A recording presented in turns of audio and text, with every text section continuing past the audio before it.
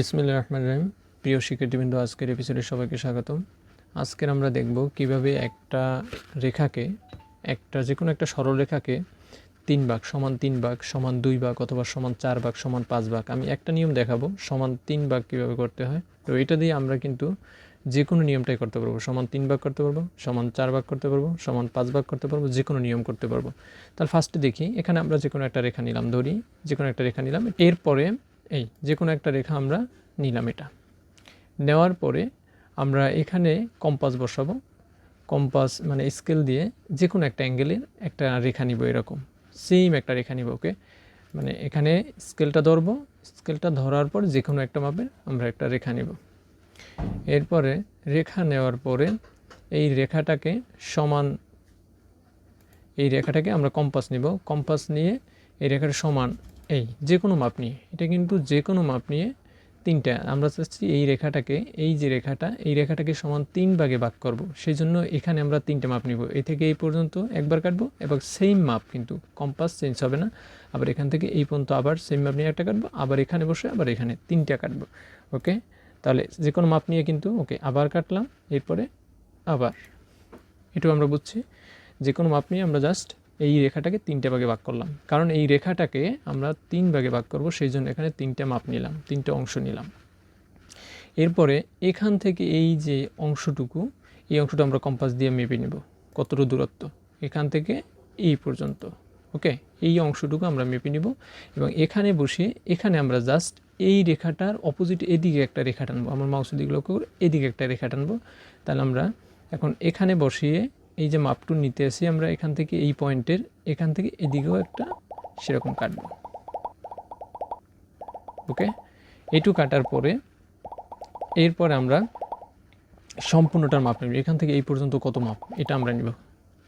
ওকে, এইটু নেওয়ার পরে আমরা এই বিন্দুতে বসাবো। এই বিন্দুতে বসিয়ে এখান থেকে একটা বৃত্তচাপের মতো নিব। ওকে, এইটু নেওয়ার পরে এটা আমরা স্কেল দিয়ে যোগ করে দিব। ওকে, এইটু যোগ করার পরে এই রেখাটা যেহেতু আমরা 3টে অংশ নিয়েছিলাম, এই রেখাটায় সেম মাপের আমরা 3টে অংশ কাটবো। উপরের রেখাটায় যেমন অংশ নিয়েছি ঠিক তেমন 3টে অংশ নিব। ওকে, ফার্স্টে নিব এখানে কম্পাসটা, আগে মাপটা নিয়ে নেই, এইটুকু মাপ নেওয়ার পরে আমরা এখানে বসাবো। এখানে বসিয়ে একটা অংশ কাটবো। ওকে, আবার এখানে বসিয়ে এখান থেকে একটা অংশ কাটবো। ওকে, আবার এটা তো অবশ্যই মিলে যাবে এখানে। ওকে, 3টে অংশ নেওয়ার পরে এবার এই পয়েন্ট আর এই পয়েন্ট আমরা স্কেল দিয়ে যোগ করে দেবো। এই পয়েন্ট আর এই পয়েন্ট স্কেল দিয়ে যোগ করে দেবো। এই পয়েন্ট এবং এই পয়েন্ট আমরা স্কেল দিয়ে যোগ করে দেবো। ফার্স্টে এই পয়েন্টটা নিই, লাস্টের দুইটা। ওকে, এটা যোগ করলাম। এরপরে পরের পয়েন্টটা আমরা নিব, এটা যোগ করব। ওকে, এরপরে আবার পরের যে দুই পয়েন্ট, এই পয়েন্ট এবং এই পয়েন্ট, এটা আমরা যোগ করব। ওকে, এটা যোগ করলাম। এখন লাস্টে আছে এই পয়েন্ট এবং এই পয়েন্ট, এটা যোগ করব। তাহলে ফাইনালি কিন্তু এই রেখাটা 3টে ভাগে ভাগ হলো। ওকে, এই রেখাটা একবার ফাইনালি দেখা যায় কি 3টে ভাগে ভাগ হলো।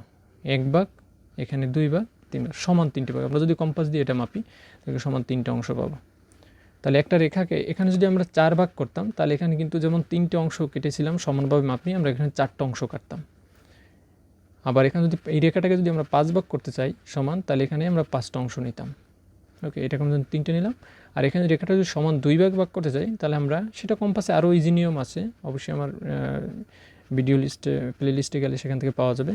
কিন্তু এই নিয়মে যদি আমরা করতে চাই তাহলে এখানে মাত্র 2টা অংশ নিব, যদি আমরা এই রেখাটাকে সমান 2 ভাগে ভাগ করতে চাই।